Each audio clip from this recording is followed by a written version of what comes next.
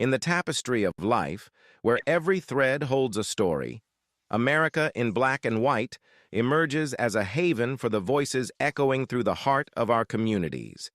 In this podcast, we wade through the rivers of our collective experiences, celebrating the vibrant hues of change brought forth by the whispers of hope and the roars of action. It's more than just a conversation. It's a journey into the heart of our society, illuminated by the light of those daring to dream and do. Join us, and let your voice be the melody that guides us toward a dawn where every color finds its place in the masterpiece of our shared destiny. Together, let's paint a future brimming with the positives that dwell in our minds and the actions that shape our world.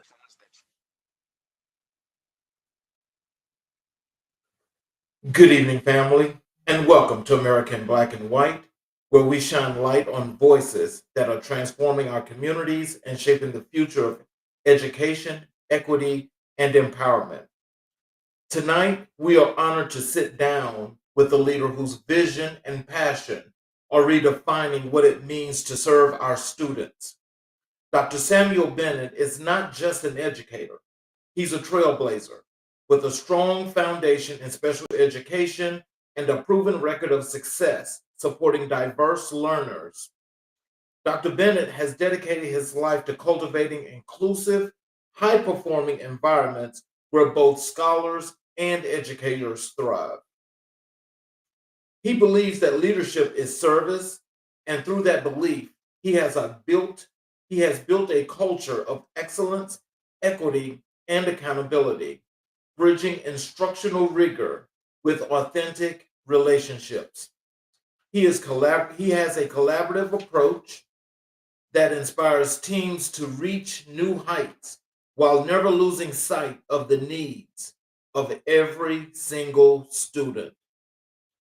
From curriculum design to student engagement strategies, from behavior management systems to mentoring the next generation of educators, Dr. Bennett's work is grounded in one mission: to transform schools into spaces of possibility, purpose, and progress. So tonight we celebrate a leader who reminds us that education is not just about academics, it's about empowerment, equity, and preparing our young people for success in college, career, and life. Ladies and gentlemen, please join me in welcoming to America in Black and White, Dr. Samuel Bennett. Hello, sir. How you doing? How you doing? How you doing? How's I am everybody? I'm doing just excellent. Is there anything you'd like to add to the show before we get started? Well, first and foremost, Mr. King, I like to say thank you. Thank you for the opportunity to speak on this topic and provide my insight from the education sector. It truly means a lot to me. I'm truly honored to be on your show today.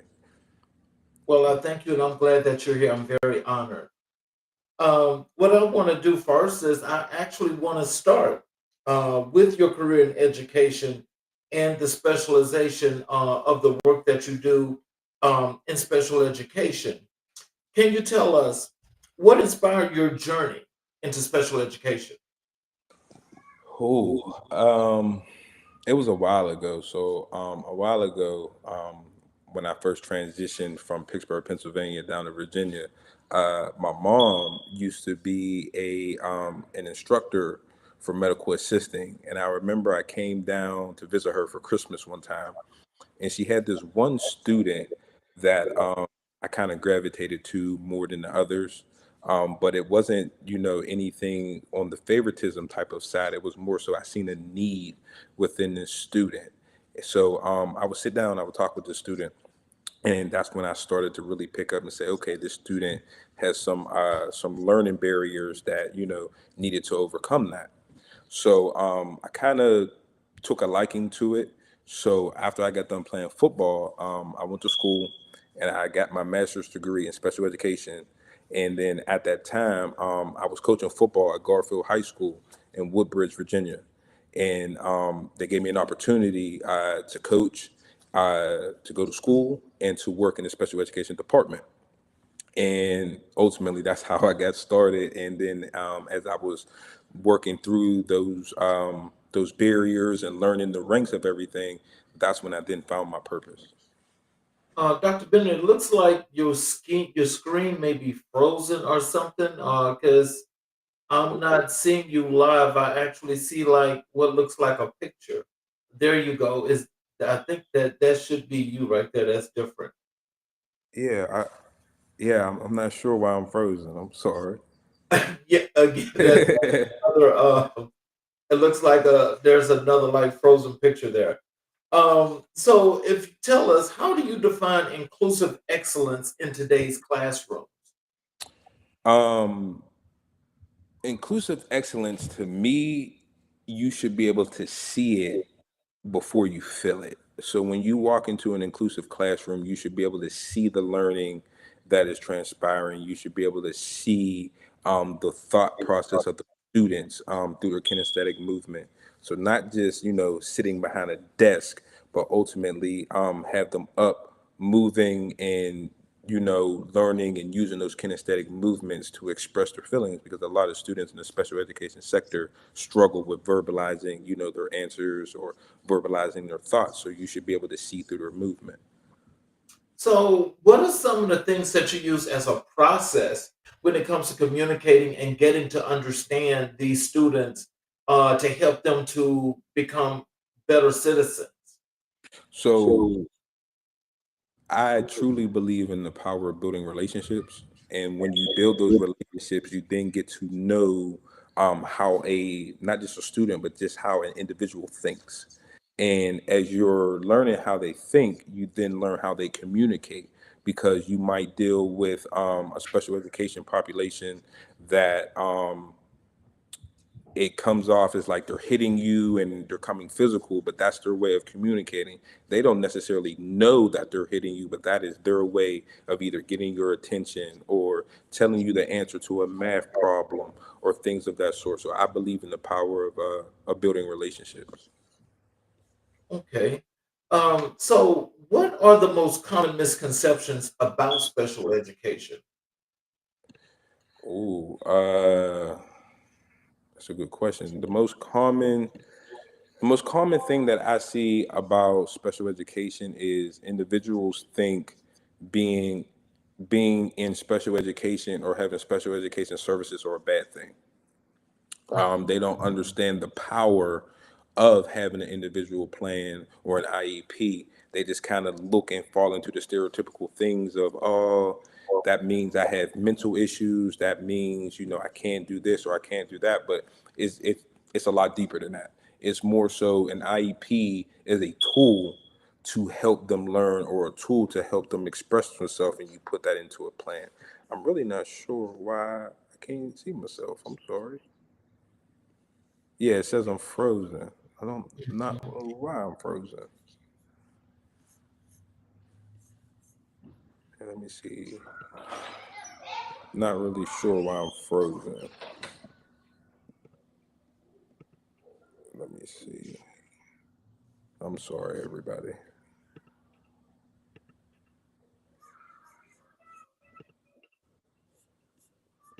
Is it? Okay, there's your background. Oh, makes sense now. I'm sorry. You connected to my phone, right next to my computer. I'm sorry. There we go, everybody. So, There we go. I was trying to figure that out myself. I was like, wait a second. So, my phone and my computer, they're connected. I'm sorry. There we go. I'm sorry, everybody. all right. So with that being said, can you tell us, kids that are a part of the special education system, are they done like, are they like tested like are the kids that they consider autistic, where they put them on like the spectrum of some sort, that tells you exactly how to communicate with them?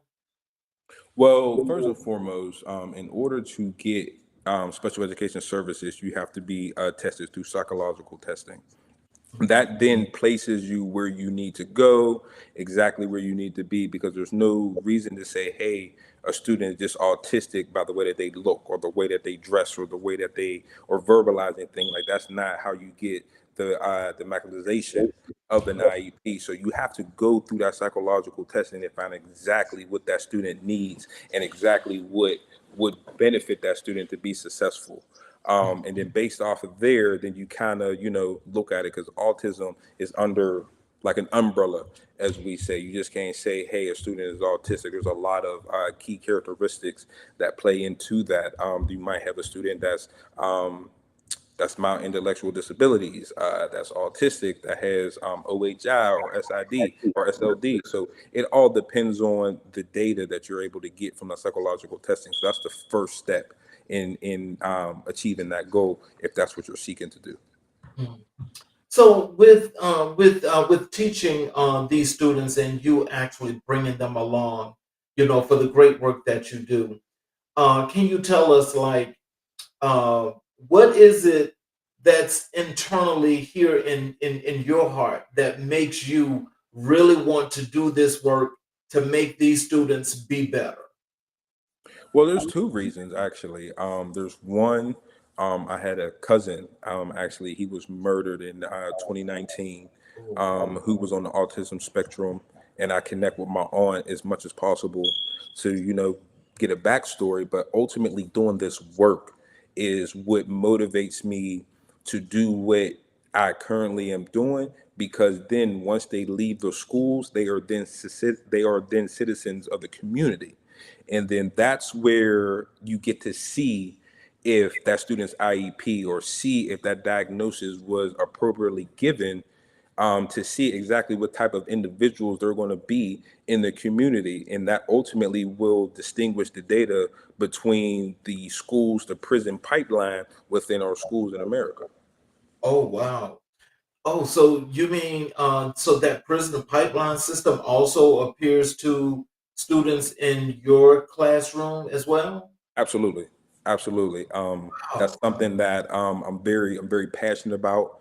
I actually wrote about it in my dissertation. The data that I found through the research was just mind-boggling to me. That I speak about it daily, even at work, for the mass communities, and how I bring awareness to it to help bring a light to it, to where there are some schools that are doing a disservice for our students in a lot of minority areas, and that is different from those in the Caucasian areas. So that school to prison pipeline continues to grow for various reasons. Oh, man. So I mean, I have one last question about that, because I mean that right there, you gave the whole world something to actually think about with that. But can you tell me something? Um, with that, I mean, and with the research that you've done so far, I mean, is part of your research going to be as to some things that you can help maybe to implement that could make this a whole lot easier and a little bit better when it comes to your students? Absolutely. Absolutely. So, one of the things that I found very critical that I initially do myself is, um, well, let me backtrack. One thing that I found is there is a vast difference in data between teaching a Black student in minority areas versus teaching them in a Caucasian more population, but also it's the color of the skin of the instructor that is teaching that student. So what I found is you have some students who said within the data that they felt like they would have been more successful if they had a more relatable instructor. So if they had more Black teachers, or if they had more white teachers that understood the trials and tribulations that Black students encounter. So what I found is a lot of the Caucasian teachers are either uneducated on how to teach a minority student, uneducated on how to teach a minority special education student, and they just do not know. There's some of them that are fearful to come into the communities for stereotypical reasons, and that was, for various reasons. But also, you have a lot of Black teachers that contribute to that as well. Oh wow. Oh wow. I find but in all honesty and sincerity, the thing that actually is more perplexing to me about what you just said is that one, we already know how the education system is in general when it comes to Black students. We already know how that is. But to one, have a teacher that don't look like them, that don't have the ability to communicate with that student on a proper basis is really, that's the worst disservice that you could ever do. Right. But what makes it even more horrendous is when you have the people or the teachers that look just like these students, that one, that are doing a disservice and not doing his or her job in the proper manner anyway, because they know they're not doing a proper job, but is to know that they can actually go to these schools every day and still sit in that classroom and do a disservice to that child. Absolutely. Absolutely. That is horrible. It's So horrible. has there been like any situations where a lot of teachers have actually brought this to the attention of the principal, superintendent, the school board? Um, I have found that a lot of teachers that I have worked with, even with me as a special education department chair, or even when I was in the classroom, um, a lot of them feel discouraged. A lot of them feel as if they're not being heard. A lot of them feel as if they are not being provided the proper resources.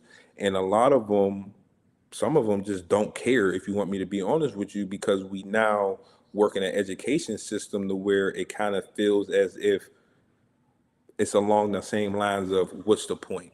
Because there's a lack of support, there's a lack of help. There is more so the schools have turned into treating students as a number instead of a human. Mm, And they're doing things for the benefit of the school district, or they're doing it for the benefit of themselves to make themselves look better. But they are forgetting that once the students graduate from that setting, they then become citizens of our community. mhm, So a lot of people hold back. A lot of people are fearful of the pushback. I know me, I have grown to learn that I'm okay with those tough conversations, and I'm okay with having those conversations because there is a better outcome that is to come from that if those tough conversations are had. But now we're in a space to where we have a lot of educators that are just fearful. mhm. How do you balance academic rigor with differentiated instruction? Wow. The academic rigor has to be challenging. It has to be challenging. But one thing that I pride myself on and that I pass along to a lot of others is the curriculum is the curriculum. We can't change it. We can make some adjustments, but it is what it is. So I pride myself on making the education relatable and realistic. So that goes back to building those relationships to see how the student thinks and knows what makes them tick.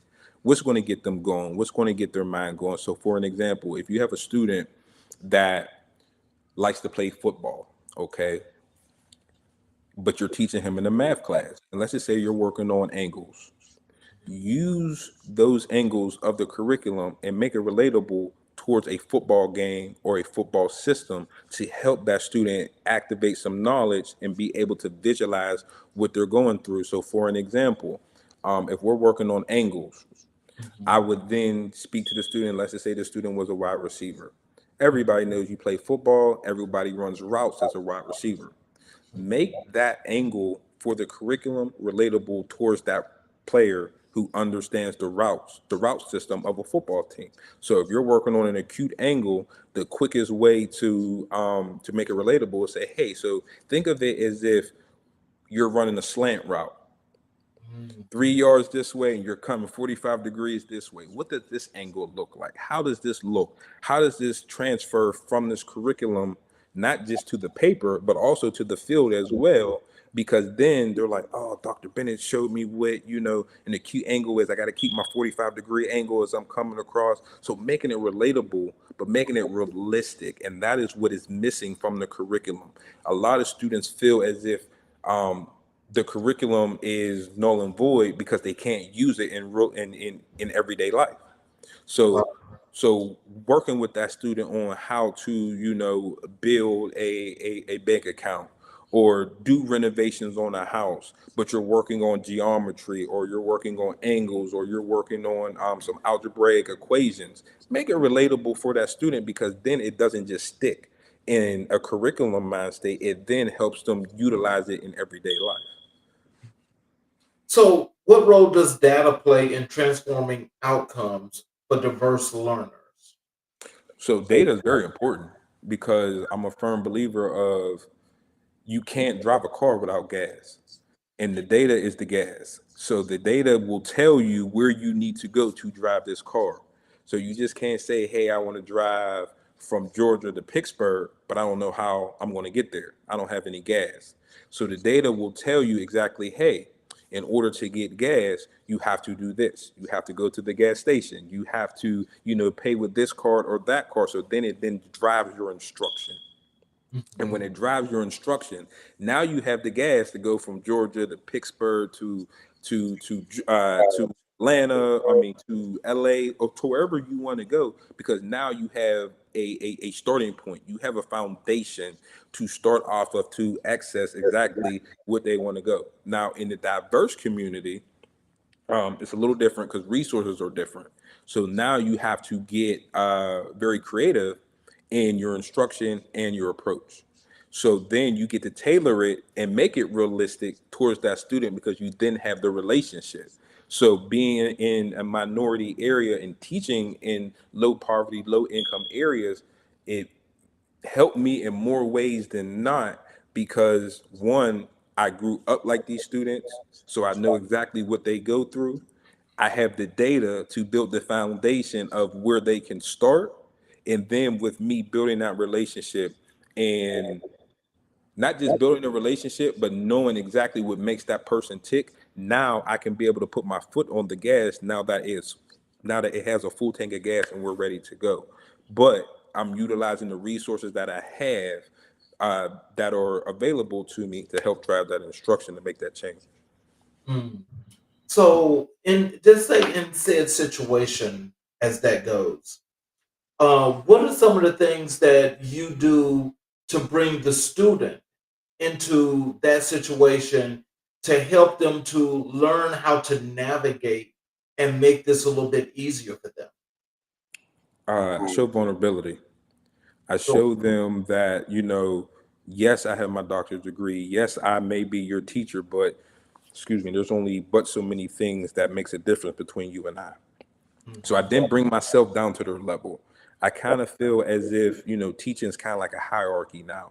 You can't say this to this student, the student can't do this, the student can't do that, because I'm the teacher, which I agree that there are some rules and stipulations and boundaries that has to be set, but no one wants to feel like they're being scolded at as they're learning. They want to be able to say, hey, Dr. Bennett knows what I'm going through. He knows I may not have eaten today, so I may make it relatable. Or I might do like a lunch and learn because I know that student, they might like Chick-fil-A, so I get them some Chick-fil-A because I know that student has not eaten that day, which then if they have not eaten, they're not going to learn anything.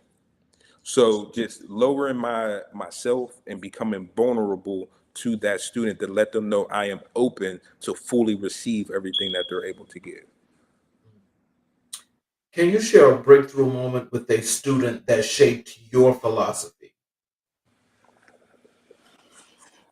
Oh man, a breakthrough moment that made me do it. So I'm working in a new school district now, and it's a school district that a lot of my previous students I used to work with when I first moved to Georgia. So now they're older, they're in high school, they're about to graduate. And I was having a conversation with one of my seniors, and he said, man, coach, when I was younger and you was my middle school head football coach, remember when you was teaching me about 45-degree angles? And I was like, yeah. So he was a lineman, so we had the footboard, and I was teaching him, the proper footwork. And he was able to not just work on a football skill, but he was able to build on a life skill that helped him get into the engineering department at the school that he's going to in the fall.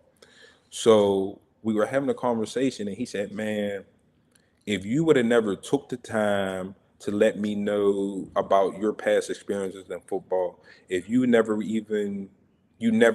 shamed me or anything like that because I didn't have the best clothes or the most food or anything like that." He was like, "You actually brought me some food." He said that let me know that you genuinely cared for me.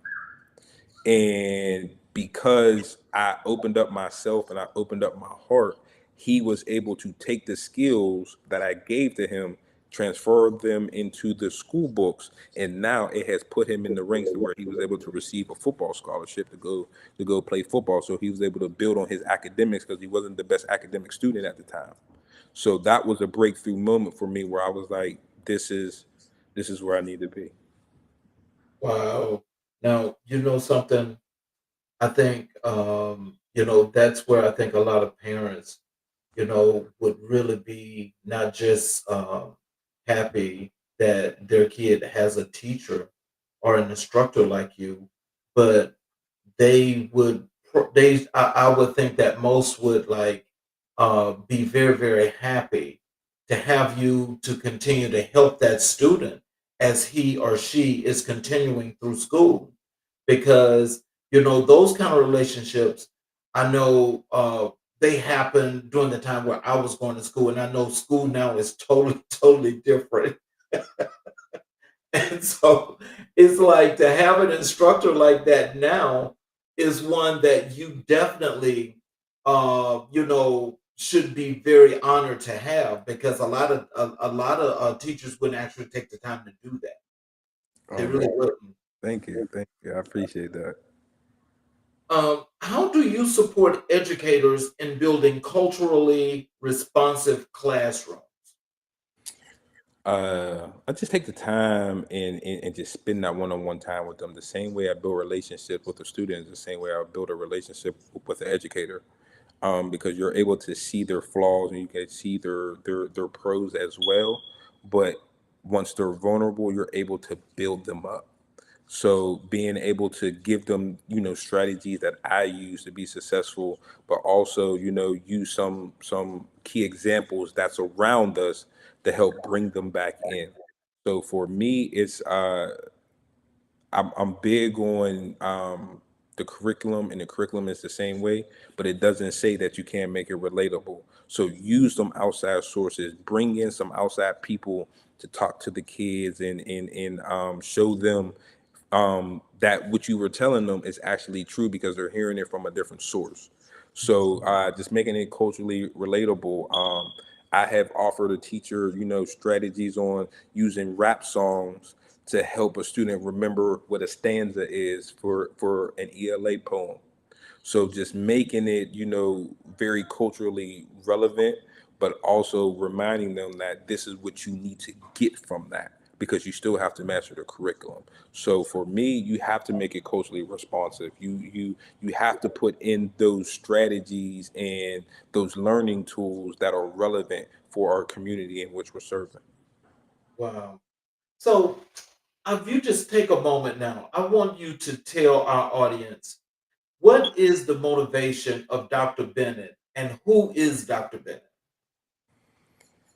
Oh man, the motivation of Dr. Bennett is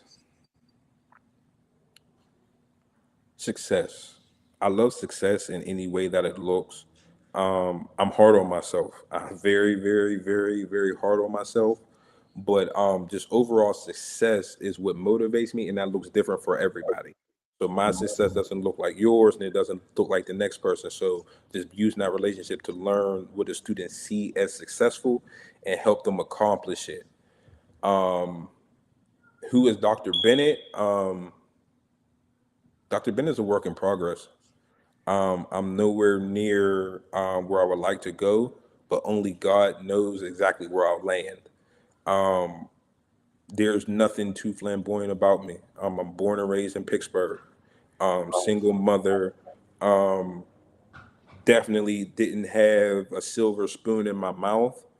But one thing that I pride myself on is my drive, my work ethic, and my dedication.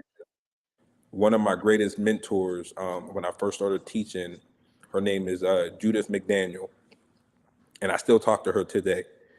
And she told me the very first time we met, she said, and I wasn't even Dr. Bennett at the time, she said, Sam, one thing that I value about you is you are firm, friendly, but you're fair. And I pride myself on that. I'm firm because I feel like working in low poverty areas, for lack of better words, you can't be soft. You got to give these kids love, and sometimes it comes as tough love. And you have to firm, and you have to stay firm on your morals, values, and what you believe in. I'm friendly. I talk to everybody. I have no problem with shaking a stranger's hand. I have no problem with doing, any service through my fraternity. I have that, like, I'm not that person. Anybody who truly knows me, that if I have it and they need it, I will give it to them, the shirt off my back and everything. And firm, friendly, and I'm fair. I'm fair because for me, I don't waver off of, who the person is. The same way I teach a black student is the same way I would teach a white student. The same way I would teach an African American student, the same way it would be, an Asian student. I'm fair all the way across the board. Even with my time with being a high school administrator, I did not waver when it was come to the discipline actions. I was fair. I did it the way that it was supposed to go. And to me, it does not matter. You do the wrong things, you get the right consequences. Is how I always say it. So to me, color does not matter. And, family doesn't matter, friends doesn't matter. A spade is a spade, in my opinion. What systems have you implemented to improve behavior management? One thing that I found to be critically important, especially with moving to the South, is the PBIS system. Oh, that system is amazing. But even with that, I make it culturally relevant as well. So I'm not going to put a behavior system out there and track students' points and things of that sort. And I'm giving, a kid that I know does not have a computer a piece of candy. He's not worried about that candy. He's trying to get a computer or whatever. So I'll be like, hey, I know you need a computer. So what I'm going to do is I'm going to push you to exhibit positive behavior to the point you're able to achieve that computer. So I'm offering incentives, and I'm offering rewards that are going to be liked. So I understand my community. I know what's going to be strive to be reached. Like, for an example, you're not going to tell a kid, hey, if you get 100 points this week, you can go to recess. Not not even paying attention to the fact that where he has recess the moment he walks out this door. His parents ain't around, his dad's not around, he's kind of a lost cause at home. So he's gone ripping and running the streets. But because I know that student, I'm like, hey, you can get this, this gift card, or hey, you can have this type of time with me, because I know they're struggling on an emotional side. So I implemented a PBIS system that is relevant to the student, Mhm. and it has worked phenomenally for me. Oh, wow. So, how do you measure success beyond standardized testing? How would I measure success farther than standardized testing? I would Yeah. just say the individual, because a test score doesn't tell you exactly what a student knows. You get to see exactly where they go in life. Because once they get out into the world, then you will be able to measure and or see how successful you was with that student and how much that student received. So for me, you'll never be able to tell a student's success is based off of standardized scores, because I can tell you plenty of stories on how students just click through it just to get through it because they really don't care for it. Like, let's just be honest with you, they do. Like, they just get through it. So I measure that based off of the success that they're able to reach once they leave my doors and go in the community. Mhm. So, what's interesting about that when we talk about standardized testing and, here in the area which you're in Metro Atlanta, and just thinking about everything is about a standardized test. Of course, that's nationally, but they really focus on that. Can you tell us what is the difference in how you work with students to focus on the test in a broader perspective? Make it relevant to life, because once that student closes that computer or puts down that pencil, those test scores are pretty much, it is what it is.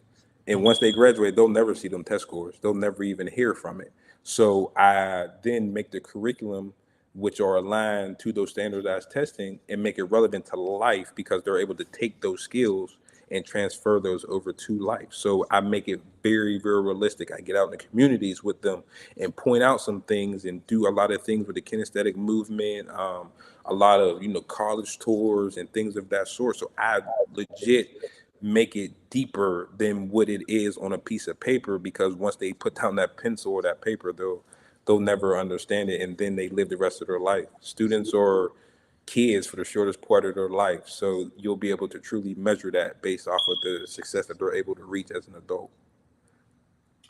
What advice do you give new teachers entering special education? Learn. Take the time to learn the different areas. Take the time to learn the cultural differences. Take the time to learn the cultural barriers, because that is what is hindering a lot of success in our communities. Is people are just not taking the time to learn and being flexible, because education has turned into a one size fit all kind of deal, and that's not it. That's not it at all. Mm, Everyone does not learn the same. You can't put everybody in the same box expecting for them to build a house. So you got to be flexible. You got to bend the rules a little bit. I ain't saying break them. You mm, just got to bend the rules a little bit to get the students to think outside of that box that they're trying to be put into, and build them up that way.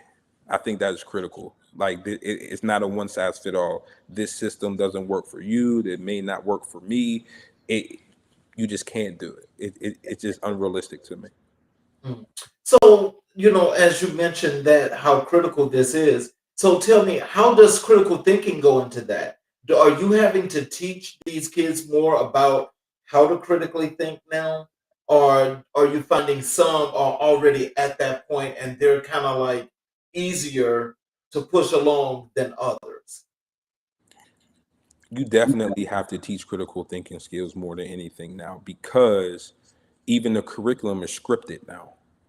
Say Yes. this, say that. If a student puts his right hand up, it means this. If a student says this, it's so scripted now, man. And it takes away the ability for students to just think, put things together and think critically. So yes, I read it and I don't like it, but then again, I flip it and use my own terms and my own words. Like, hey, so think of it this way. If you had to go to the store for your mom, they pick up groceries and things of that sort, do you think it would be smart to go over there this way if you know you have to be back at? Like, I legit make them think. And it becomes comical at times, because you can start to see their wheels turning, and you can see them thinking, to where even in my school building, I make them think. And sometimes I was speaking with an administrator today, and I told her, I said, sometimes you got to play mind games with them. Sometimes you got to play mind games with them to make them think outside of the box, so that way they're not thinking their way in. They are learning how to think their way out, because it is a one size fit all type of deal within the education system. You have to teach them critical thinking skills. And then now that COVID came into play, and that hit the Black communities very hard, and it also hit the white communities hard. But the difference is, there's a difference in resources. Mhm. So the Black community got it the worst, because let's just call it what it is. They're not the highly funded, communities. So making them think and making them get outside of that box is very important to me. Oh, wow. So tell us, Dr. Bennett, in a perfect world, in your world, Dr. Bennett's world, Okay. tell us, what does your school look like when you put your school together? If I had to put my school together, it would be innovative. It would be very innovative.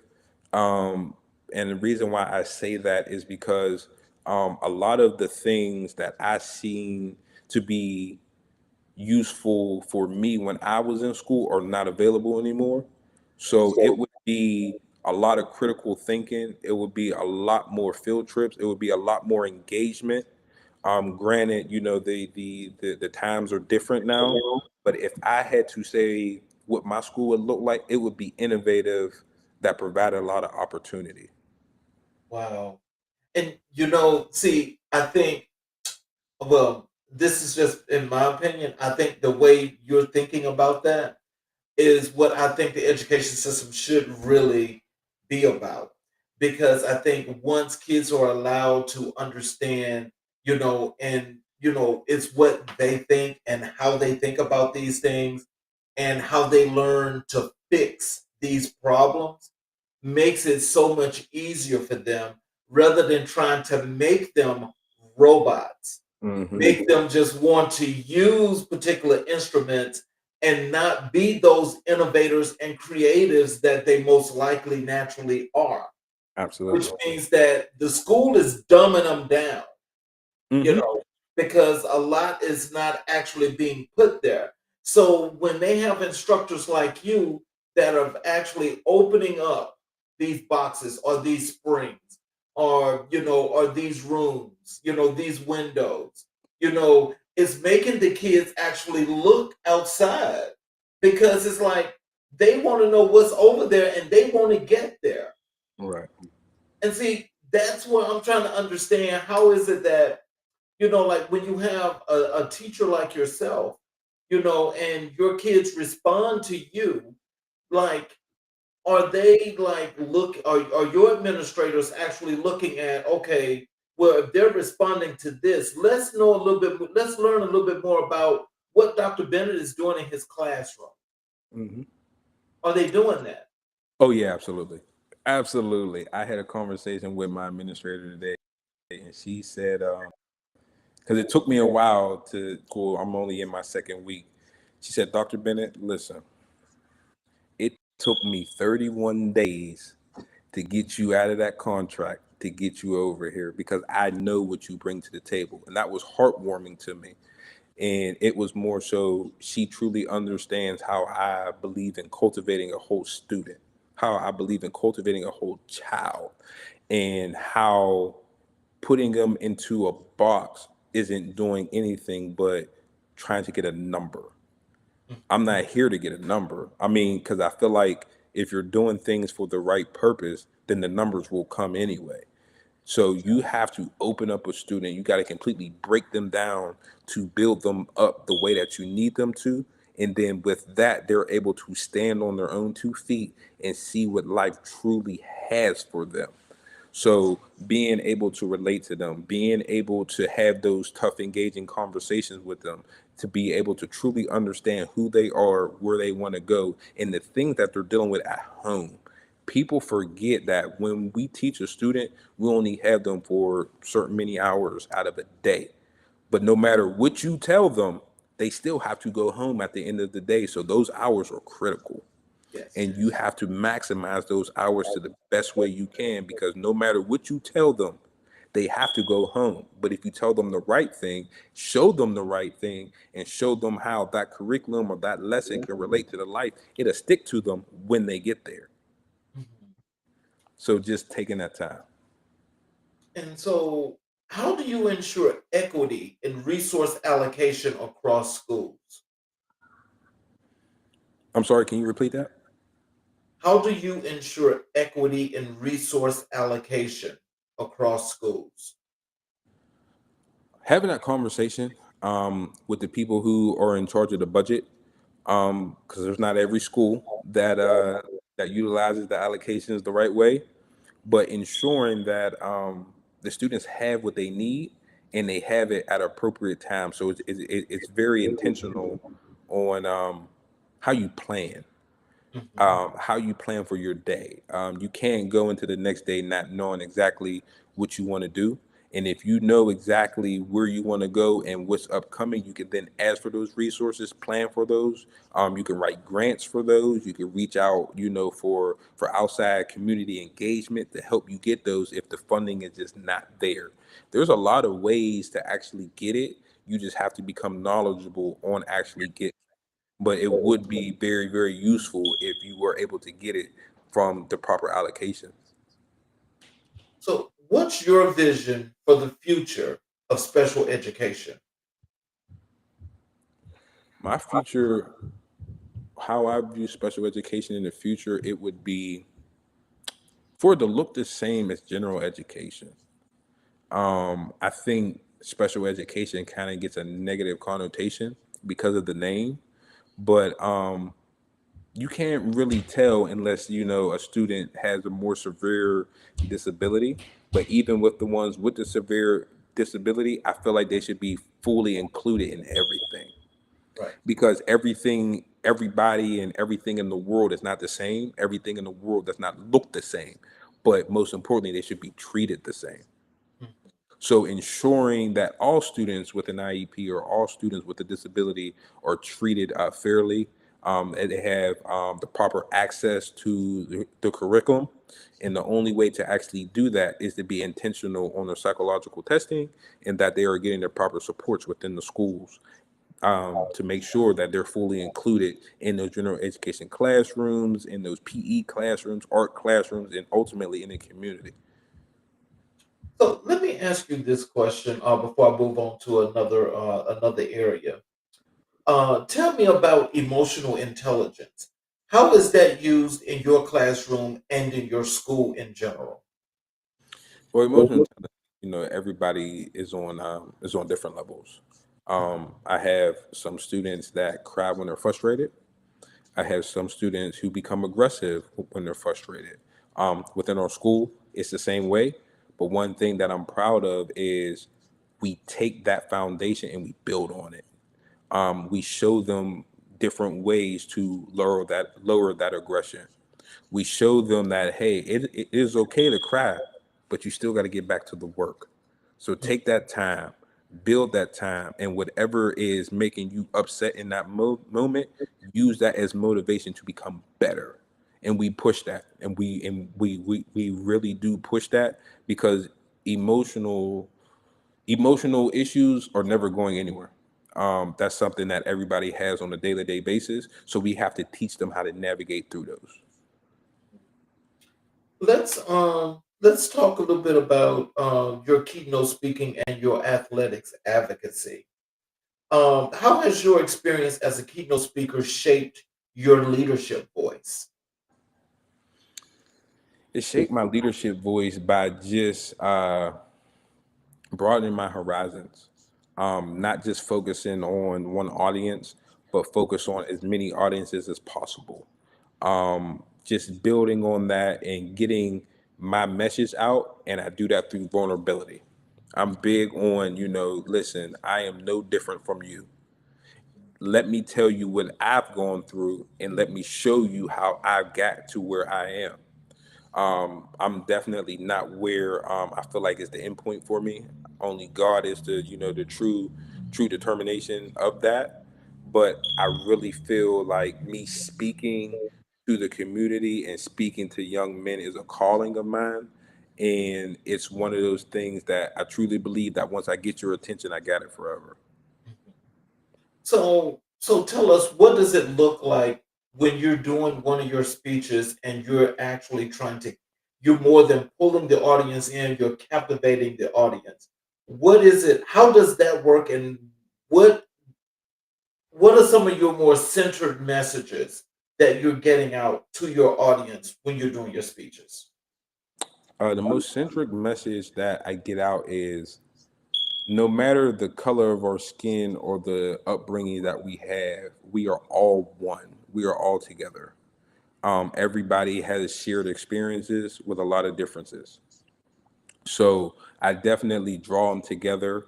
What I like to do is, yes, I'm a football guy. I play football. So I do everything as a chant at the end of the day. So I like to start all of them with a one clap and I get everybody on beat. And then we go to two claps, three claps, four claps. But when we get to five, everybody stops at one time. And it shows unity. It shows that we are together. Yes, you might have a Caucasian male and an African American woman, but at the end of the day, if you take all of our skin off, we all bleed the same way. We all have the same organs. So just putting that together to show them that we are all one, and that we can all reach our maximum potential if we really strive and we really dig deep to fight for what we want to reach. Mhm. What themes do you emphasize when speaking to educators and youth? The themes, I would say, collaboration.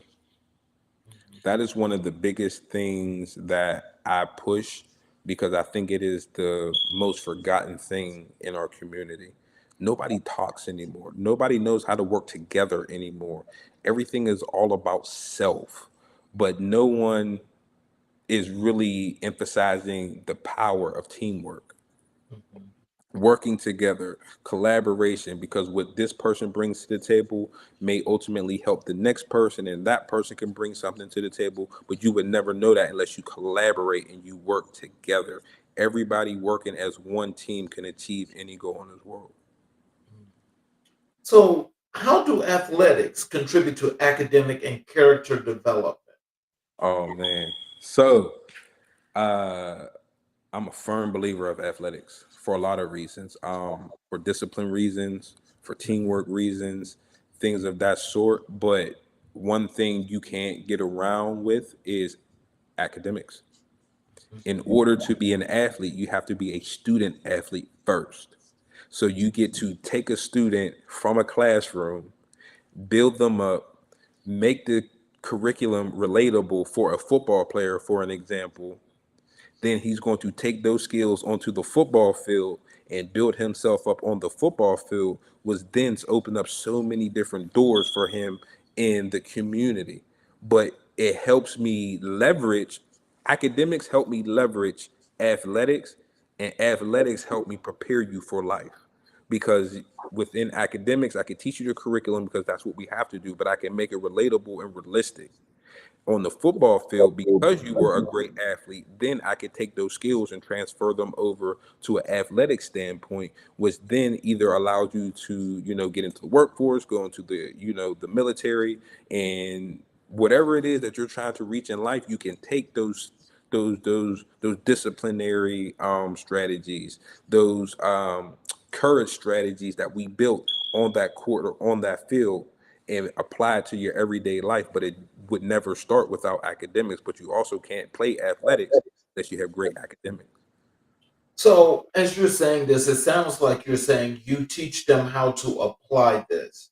So, in helping them to understand how to do the applications, what does that look like as you're working with them? What does that look like when you say, "Hey, this is how you need to apply this going forward" when you get them set?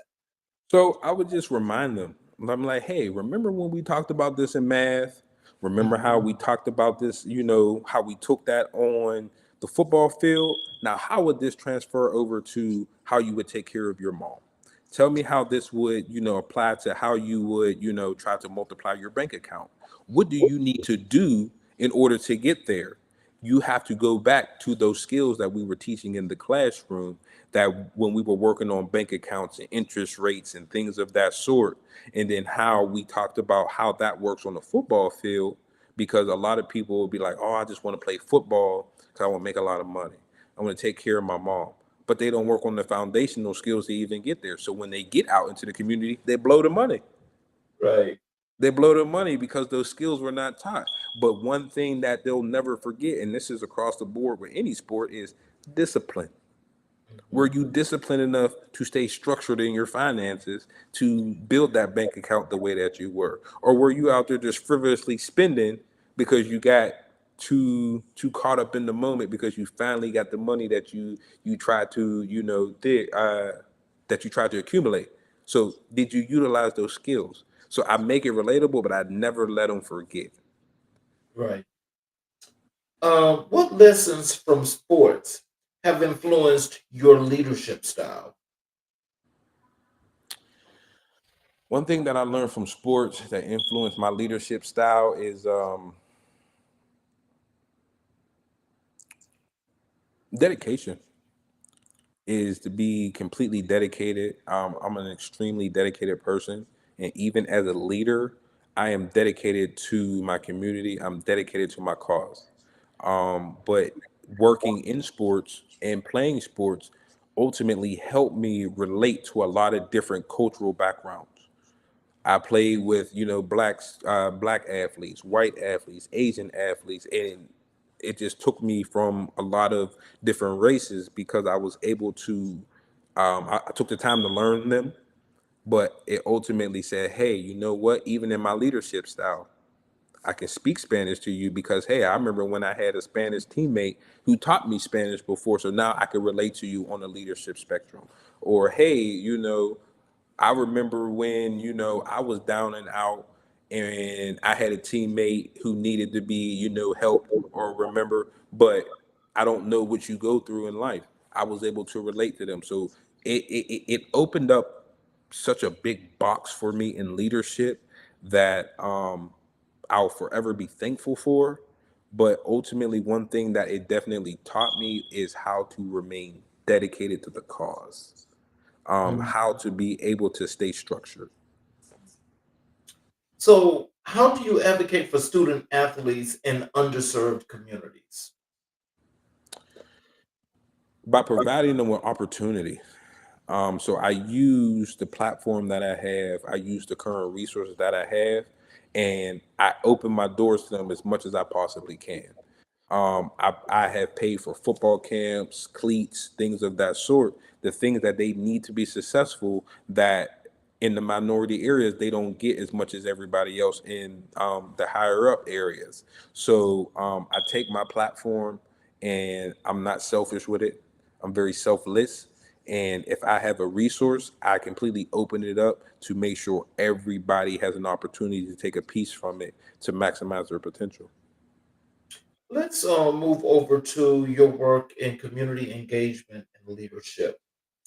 What does authentic community engagement look like in education?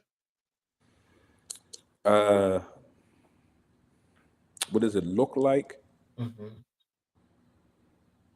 It's present. mhm, You should be able to feel that. You should be able to feel the authenticity. You should be able to feel that I'm not here for a number. You should be able to hear, you should be able to feel that I'm here for the purpose. When I go into a school or when I go into a community, I don't want anybody to look at me as, oh, he's way up here. No, absolutely not. I will shake your hand just like I'll shake anybody's hand. I will help you pick anything up off the street, but my authenticity is also, it's also shown. So you see me picking up trash. You see me, helping the homeless. You see me in the schools for Christmas drives with my fraternity of Alpha Phi Alpha Fraternity Incorporated. I want you to see my authenticity. mhm. So, how do you build trust with families and local organizations? Consistency. Consistency. And I tell people that every day because I don't think people understand the power that it has, especially in the black communities. You have a lot of, students that where their mom or dad will consistently say, hey, I'm coming to this football game, and they never show up. Or, hey, I'm going to do this, and then they never do it. So I pride myself on keeping my word, and I do it with professionalism in the professional setting. But the same way I do it in the professional setting is the same way I do it in the personal setting as well. Wow. So, can you tell us what role do schools play in healing and empowering communities? So there's a lot of resources, through the social workers, therapists, and things of that sort. I wish there was more. I wish there was more reality to it, because it's more so like a one size fit all within the schools and the counseling department. Is, hey, how do you feel? How do you that? But you don't really know what that student is going through until, one, you learn the student and you build a relationship with them, and you take that time to go see exactly what they're going through, because you don't really know how to help anybody unless you know exactly what they're going through. Go to that student's neighborhood, ride around in the neighborhood, ask to speak with their mother, or ask if you can, come over and have that conversation in their environment, so you fully are submerged in what they're going through. So I wish there was more. I wish the school spent more time on fully cultivating the student in that way. So, with that being said, because I think that's a very interesting point that you're making there. So, like, if that could be done, I mean, can you tell us, could that be structured to a way that, besides you guys having the parent teacher meetings there at the school, or you having the the video conference on the computer with the parents? I mean, could they be set up to where, do you think it's possible that they can actually write that as a lawful standard, that you guys are able to make those home visits to familiarize yourself with the family and to get to know the students a little bit better? I know some school districts that have started it and haven't really continued it, but I think it should be embedded in the curriculum. What I would do is, in the beginning of the school year, I would put all the educators on a bus and just drive around the neighborhoods in where our school is located, so they could see how the students walk to school. They could see the type of neighborhoods that the students live in, but not just get on the bus and just take a look. We're going to get off the bus. We're going to go to those playgrounds.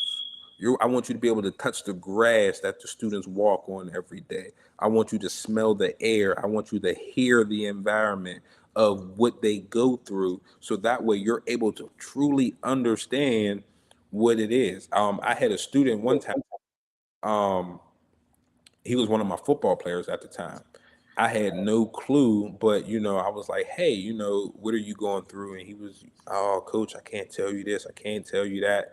Until one day, I was just in the neighborhood, riding through the neighborhood, seen him walking home from the school bus, and I went to, check on him. I said, "Hey, man, are you okay?" And he was like, "Yeah, coach, I'm fine, I'm fine, I'm fine." And I just wanted to watch him. I watched him from my car to make sure he got home. And this student didn't even have a front door on his house. It was kind of like the door wasn't even attached to the house. It was kind of like leaned up on the house. Wow. I said, you will never get that type of authenticity through a parent teacher conference, because they're not going to tell you that. You will never be like, you know what? I understand the fact that you're coming to school with a cold. Your front door isn't even attached. So how's there any heating staying in that house? These are the things that I truly love about education, because you get to fully learn what the student is going through. And you won't be able to experience that unless you're able to see it. Mm, wow. Now that is basically like one of those situations like what you see on TV, because I've seen some houses like that. That was a long time ago, though. And I know that a lot of these kids are still going through some rough patches and rough times. But wow, to see something like that today, you're right about one thing. There is a lot of issues happening there with that student. Oh yeah, oh yeah. And when I tell you, people was in the school just thinking he was just acting out and everything, I said, you don't even understand what that student is going through. But after I built a relationship with him, he said, man, there was times that I didn't go to sleep at night because I had to watch my siblings, because he didn't want one of his younger siblings to walk out the door because it wasn't attached, or he didn't want them to be too cold, and he only got 2-3 hours of sleep at night. But how do you expect them to be successful in the classroom or even on a sporting field if that is exactly what they're dealing with? But you won't be able to know that unless you fully submerge yourself into their life. Wow. How do you elevate student voice in decision making? I push them to do it. I push them to speak up for themselves. I teach them how to properly speak. I teach them how to advocate themselves with respect. Because a lot of people think, advocating for themselves has to be in the form of, derogatory languages or anything like that. So I teach them. So when I have a student, like even today, I'm sorry, what, like even today, if I have a student that's answering a question or asking a question, I make them stand up.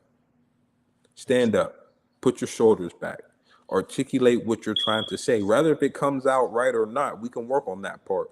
But we're going to get your posture together. You're going to look as if you are knowing what you want to say and you're saying it with confidence. So I make them do that. And it's something that I pride myself on because those are the things that I learned later on in life. And this knowing how to properly advocate yourself and doing it with respect is important. Wow. Um, what's your approach? What's your approach to mentoring young Black men? Oh man, my approach to mentoring young Black men.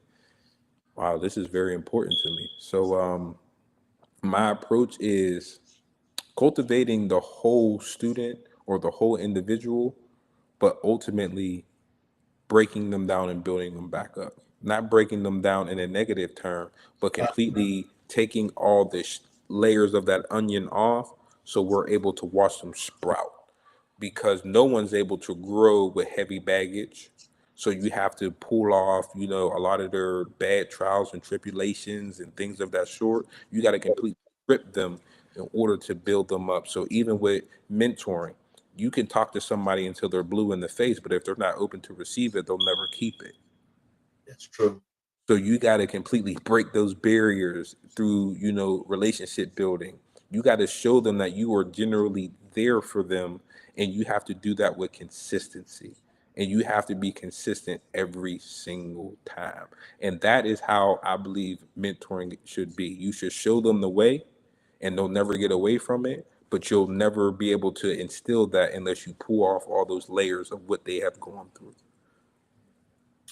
Well, let's transition over to the other part of your community engagement with Alpha Phi Alpha Fraternity Incorporated. Yes, sir.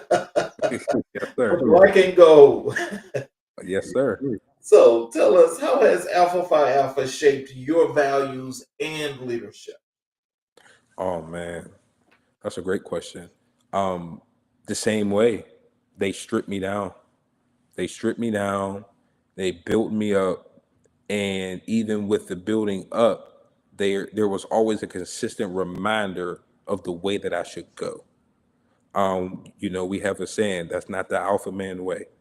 And when I pride myself on doing it the alpha man way, I pride myself on living my life the alpha man way.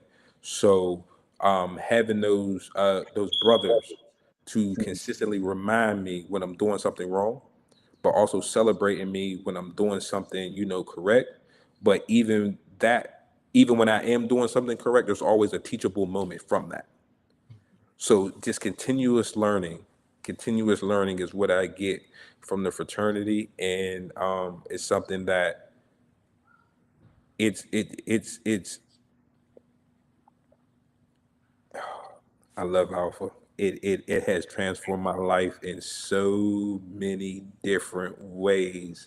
Being from Pittsburgh and being from those poverty-stricken areas, it changed my life that I never knew would happen, and it brought out a lot of characteristics in me that I didn't know I had.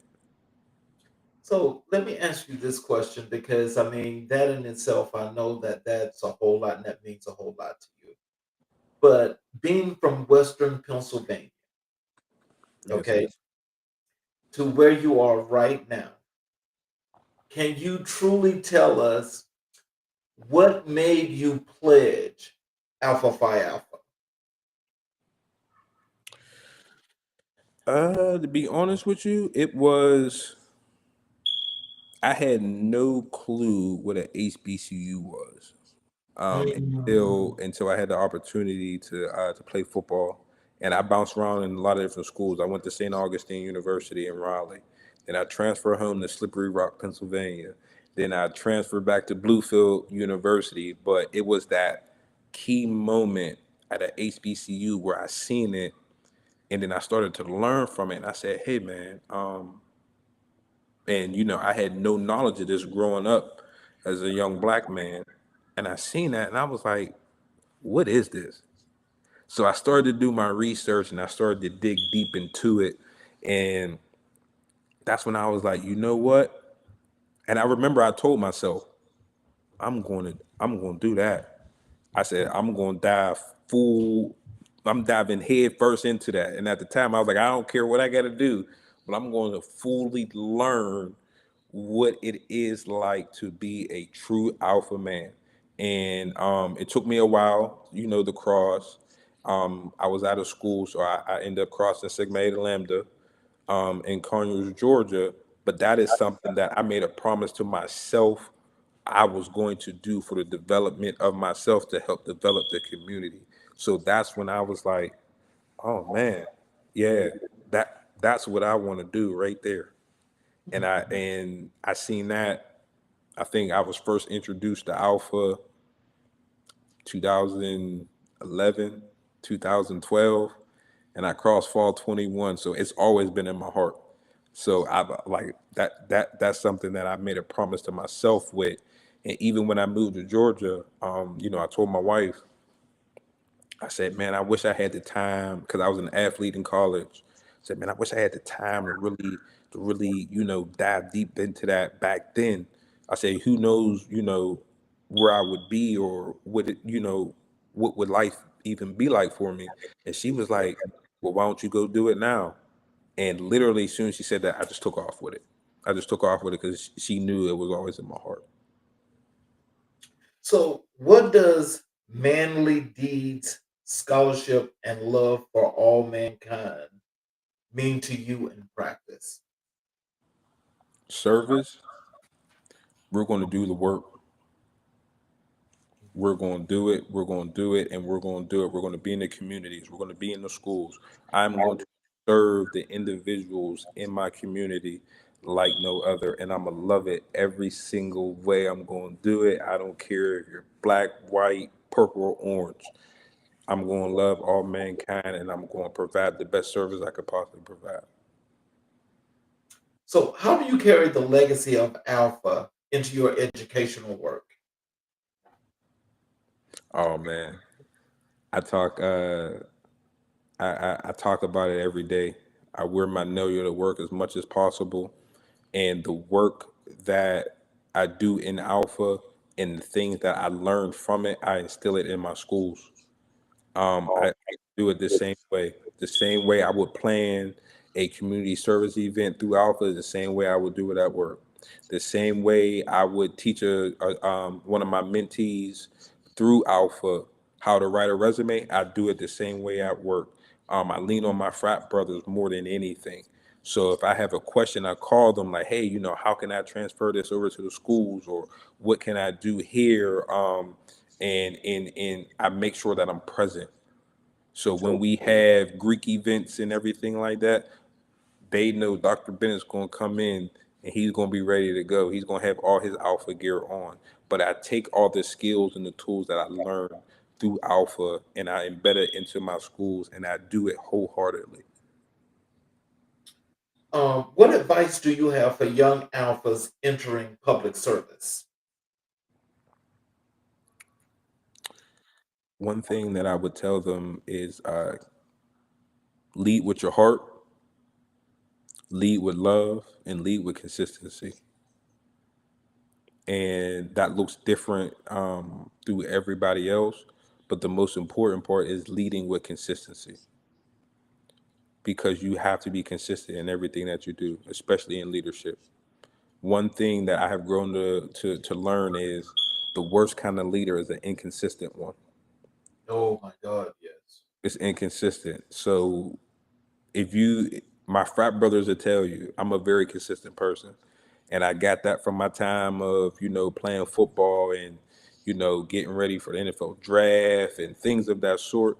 I still do the same things today that I did when I was, preparing for the NFL draft. I still get up at 3:30 in the morning to go to the gym. I still prepare my lunch in the morning.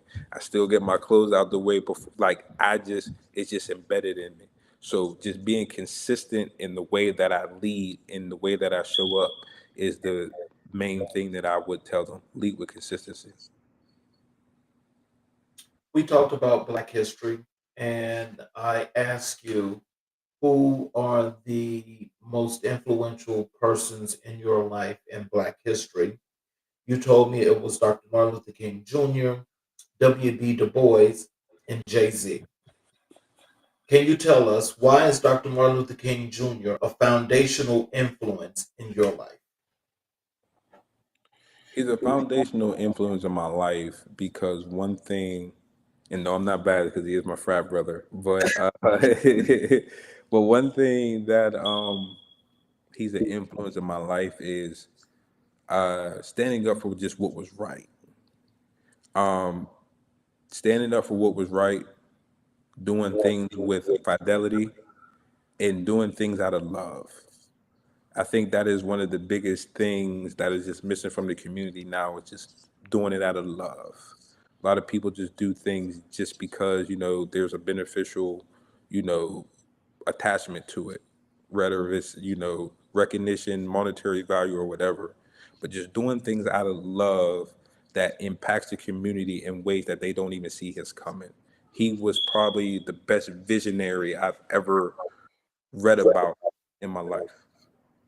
So, when you think about Dr. King, this is besides him being your frat brother, and you just look at him from a historical context. What are some of the things that he has done in his early life that you can see a familiarity with what you're doing in your young life? One thing that I would say is he was fearless. He was fearless, and he didn't ma- it, like it. He didn't care what you thought about him. He didn't care what you said about him. He just cared about his purpose of what he was doing and why he was doing it. And I pride myself on being fearless in my leadership. You don't have to be violent to be a great leader. You Right. don't have to be that person to make a point. And he did it in so many different various ways that it changed the world, if you want me to be honest with you. Because based off of how the world is structured and racism and everything like that, it's taught. Racism is taught. No one is born to be racist. So Right. the workings of him have completely changed the world. Now we all know there is racism still in the world, but he has changed the world in a way that there's another way of thinking, and I'm most thankful for that. So, how has W.E.B. Du Bois shaped your understanding of education and activism? Advocating for public education or just education in general is important to me. And the way that he did it, it was just monumental because he was able to bring awareness to public education, but he's also was able to bring awareness to Black education in HBCUs. So that is something that was big for me because being from Western Pennsylvania, we don't have a lot of HBCUs up north. Right. So bringing that acknowledgement to me was like, to be honest with you, I didn't know there was any HBCUs until I moved to the South. So when I went to St. Augustine's down in Raleigh, that was like that was life changing for me. Like I remember calling my mom, like Mom, I never seen so many black people at one school doing the same thing for the same cause. And I love that. I love that. And now that I'm down here, I go visit Clark Atlanta, I go visit Spelman, I go visit Morehouse, and I feel at home, not just because there's a bunch of individuals that look like me, but there's always a bunch of individuals that also think like me. Mhm. Because now I will say this about W.B. Du Bois and knowing how he was about education and how he he put it out front Mhm. and just let it be known that what education meant. Why why is it that back then how they were still trying to what do you want to call it, uh, take away and not really educate the Negro the way they should have. And he was calling all those points out all along the whole way at the same time. And Right. so, what I was just thinking about him is that as he did that, and I look at how you're instructing, your students today, where you're putting points on the board, where you're actually hitting things that are not being hit that's making a difference. Do you kind of see some similarities to you and W.E.B. Du Bois when it comes to education? I do. I do. One of the main similarities that I see is I believe I believe black people are a lot more powerful than what we're given credit for. True. I feel like we can change the world, but we're not given the same opportunity because of the color of our skin. Mhm. And I know that would open up a whole different type of, conversation. But if you really, really think about it, and I didn't learn this until I was at St. Augustine and I had a history class. Black people were the first ones that actually came to this country. We were already here, but we were We the were, first people on the face of the earth in general. there we go. But a lot of different phases told us it was, this person, it was that person. So just think about it. If we were the first people here and we were given the same learning opportunities as everybody else instead of suppressing us, what would be the biggest difference? The biggest difference would be you would see more black voices in higher places. I can say this. We have to do this on your return show, but just so you know, you see, that's where the thievery, the deception, Hmm. the everything else, the manipulation. That's where all that came in when them folk Right. came over here from Europe about them caves. Yep. So Yep. had the Moors left them in the caves and let them be savages like they were, what would the world be like now?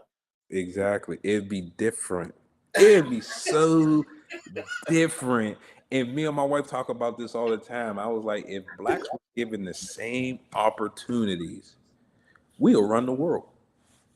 Well, we running it now. We got folk that are trying to keep us from that point of actually getting to that next tier because we're right there, right here, arm's reach. We're There already we here. go, baby. We just gotta go ahead and do it all together. Listen, if we do it all together, it'll be monumental. Most Oh definitely. man, that'd be a good one. So, what does Jay Z represent to you in terms of cultural legacy and innovation? Wow. So just looking at how Jay-Z took every boy, he's been a part of like pretty much he has lived out every dream of an average little black boy from the projects. Mhm. He was able to start in the streets as a drug dealer, transform himself into this music mongol that then now runs so many corporations. Mhm. And he's able to do it at the same table as a lot of different races. But one thing I ultimately always respect is he never changed his image, he never changed who he was. So he was able to take something that was pretty much based for the black communities of selling drugs on the corners or things of that sort, and be like, this is not the way that it should be, and was able to transform it into a way to where he built his empire that now it is sustainable across any platform or any corporation in the world. So the way that he was able to transform not just himself but people, because he didn't do it by himself, he didn't just change by himself, he took people with him and was able to build them up into different individuals to be successful. So tell us, how do you reconcile historical scholarship with modern Black excellence? How do I reconcile that? I would say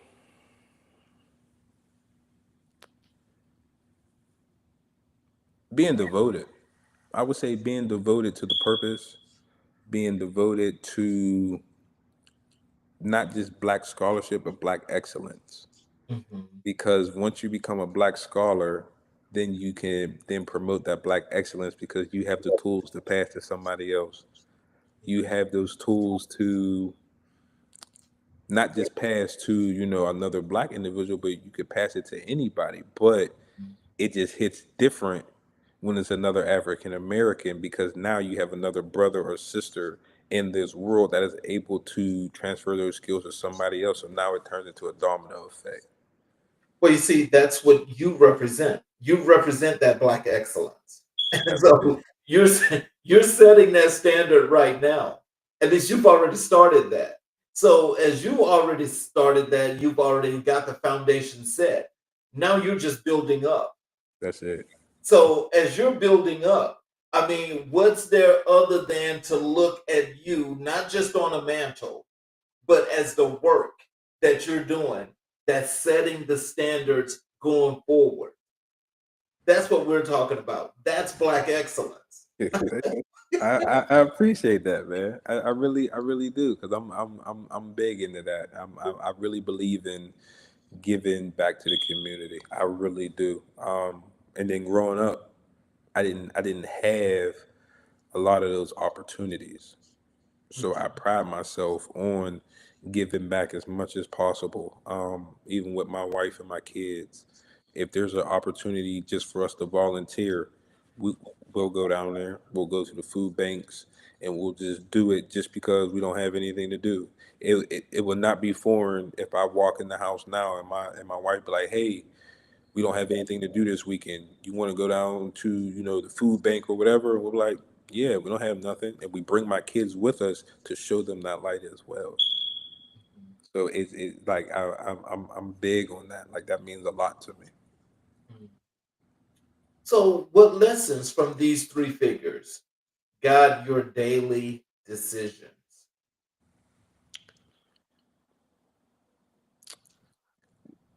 I would say being being that authentic advocate. Be that person that is not afraid to say what everybody else is, what everyone else is afraid to say. Being that person that is not afraid to do what everyone else is afraid to do, and not being afraid to just doing what is right. Mhm. I'm completely okay with that. I say it all the time, for lack of better words. I'm fine with being the villain. I'm fine with being the villain, especially if I know if it's for a good cause. And if I take any heat or flack from it, that's fine, because I have tough skin. I'm a Pittsburgher. I'm tough. Like, I got tough skin. See the cup back there? See, he's a smart man. He's a smart man. He's a smart man. I'm a Pittsburgher. So, I'm tough. I'm hardworking. I believe in ethics. I believe in dedication. So, if it's if it's something that I know I'm going to take flack for, or I'm gonna deal with anything from the public for, I'm strong enough to stand there and take it because I know what I did was right. Right. So, how do you teach Black history in a way that empowers rather than re traumatizes? By example, By example, I would show them what it looks like. I would show them what it's like to create their own legacy. Show them what it's like to be that person, but being the exemplar. So the same way I present myself is the same way I expect to see it. What's your message to young Black scholars navigating identity and ambition? Be who you are. Be who you are unapologetically, and do not let anybody limit you. One thing that stands firm is, and it holds true to my heart, is when I first got my doctorate degree. I remember I sat down and I was like, I have family members who thought I would never be able to read. So that's what drove me to get my doctorate degree. Didn't know I would ever achieve a doctorate degree. I'm the only one in my family with a doctorate degree. I had no clue on how to get it, but I just knew there was something more I could go. And I truly credit that to my wife. I truly credit that to my brothers at Alpha Phi Alpha Fraternity Incorporated, because they completely unlocked a side of me that I did not know I had. So when I did it, and then you get your doctorate, you'll go through trials and tribulations and stuff like that, because it's definitely not easy. Right. And I had to say it a couple times. I said, this is personal for me. Mhm. So that's why I went as hard as I did to achieve it, because yes, I'm a Pittsburgher. Yes, I'm football minded, but I'll tell you a million times over, I will never let anybody tell me what I can't do. Right. I won't. And that's the competitive side of it. If you tell me I can't do something, I'm going to make it my business to show you that I can. And I would tell them that don't let anybody put a cap on you. Don't let anybody say what you can and can't do. And you never know how far you can reach among the stars. Just keep going and keep going and keep going until you can't go no more. Final question. If you could sit down with King, Du Bois, and Jay-Z, what would you ask each of them? I would ask Brother Dr. King, what would I ask him? I would ask him, where did he find the courage to keep going through everything that he went through? I would ask E.B. Du Bois, I would ask him, what was his niche that he seen in education that Black people were missing? And Jay-Z, I would ask him,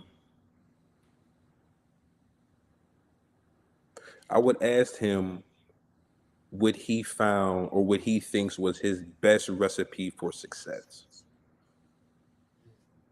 That's interesting. So, in closing, do you have any words of wisdom and encouragement for our audience? Would you like to let them know how they can connect with you on your social media, come to your website, or things you'd like for them to know? Um, my Instagram is Dr. Enforcer, Dr. period Enforce. Also on Instagram. I'm on Facebook at Sam Bennett on Facebook. I'm on LinkedIn at Dr. Samuel Bennett as well. What I would leave with you guys is this.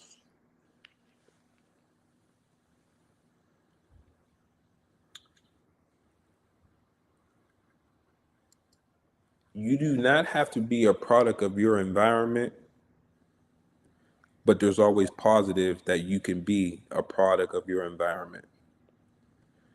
Meaning, you could be a product of your environment without being the negative side of your environment. And just because you grew up in certain circumstances, in certain situations, that is not who you have to be. Just because you grew up in the hood, that does not mean you have to be hood.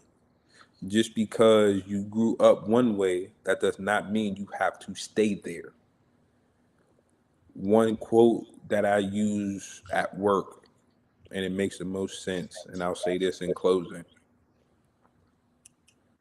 Rome was not built in a day, but it always started at the bottom. And that's what I would leave them with. Well, I want to thank you for blessing us with your presence today on the show, because truly, I think every guest that's come on here, not excluding you, has everybody has displayed and exemplified that Black excellence that you were just mentioning. And that is what we will continue to showcase, but also it makes me proud and makes me happy, to have the opportunity to come across people such as yourself and those prior to you, that have come here and they've taken the time to give the audience, you know, this positivity, this great image of what we really are and what we have always been. But you never get that opportunity to see that. Right. And so when people have the opportunity to hear, an excellent educator like yourself, and there's been an enormous amount of Black men that's been here on the show that are educators, and I got to say, each and every last one of you are setting a standard this high. And I promise you, when I say that, you guys are setting the standard this high, and it makes a difference because the influence, for our young Black boys and the people in our community that really don't get the opportunity to see that. Hmm. So it's like when they do pop up in schools and they see educators like yourself, that makes them breathe that sigh of relief. Right. And so I'm just happy that you were able to come here on this forefront so people can actually see who Dr. Samuel Bennett is and why Dr. Samuel Bennett is such an excellent educator. But you take it a step further because you have a specialty with what you do. So you add a whole lot to this pot of gumbo that we're making. A whole lot to that pot. This gumbo is going to be so good that the roux is so thick that everybody wants some. I appreciate that. And so I just appreciate you, and I want you to keep doing what you do, and just know that this is not the first time that you're here, because I hope you will come back. Absolutely. And so this is what we intend to continue, as we not only display this Black excellence, but we build this legacy, because we're building legacies. Yes. And so as we're building these legacies and everybody's contributing not only to this legacy, but their own legacy, and everybody's going to be sprouting out like this. Right. So as we go higher and as we get more time that's passing, people are going to say, well, it was just the inevitable and you couldn't keep it repressed too much longer. You couldn't keep it repressed. They can't. And so I want to thank you, and I'll definitely be in touch with you because I definitely want to get some feedback from you, but also I'll send you some dates for next season, because we definitely want to have you on the show. Yes, sir. Hey, I appreciate it. I appreciate the opportunity.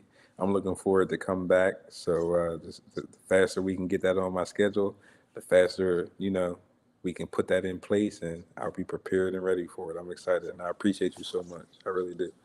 Yes, sir. For those of you that are watching on all of our channels, especially those of you that are watching on the YouTube channels, if you have not supported us by subscribing and enabling all notifications, I am asking if you would please do so now. We definitely would appreciate that because I want to make sure that each and every individual that has subscribed to the show, you get the opportunity to get the show live and you will be notified when the show is about to start so you can watch the show.